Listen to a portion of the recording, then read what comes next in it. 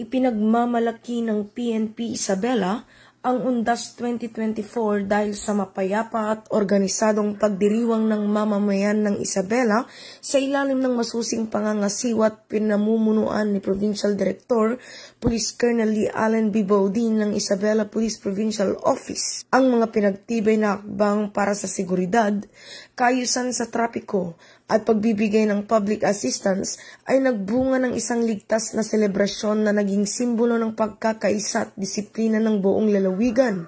Mula pa noong ika-30 ng Oktubre, nagsimula na ang pagpapatupad ng heightened alert status na may mga itinalagang personnel sa mga pangunahing puok gaya ng mga sementeryo, simbahan, bus terminals at iba pang mga pampublikong lugar.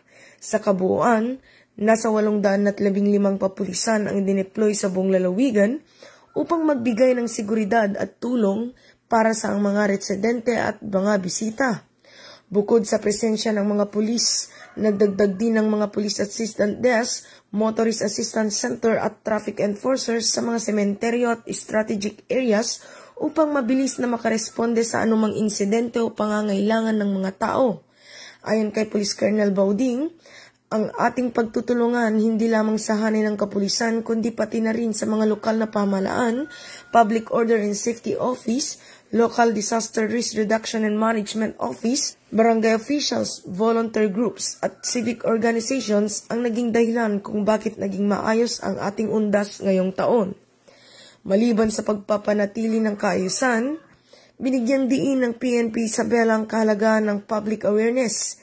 Bago pa man ang undas, nagbigay sila ng mga paalala sa pamamagitan ng social media at lokal na mga himpilan ng radyo at telebisyon tulad ng pag-iingat sa paglalakbay, mga pag-iingat upang maiwasan ang anumang uri ng insidente lalo na sa loob ng sementeryo, pagiging alerto laban sa mga masasamang loob at higit sa lahat paalala sa mga hindi dapat dalhin at gawin sa loob ng sementeryo. Bilang bahagi ng kanilang post-event assessment, sinabi ng PNP Isabela na ipagpapatuloy nila ang kanilang proactive na pamamaraan sa mga darating pang mga aktibidad ng lalawigan.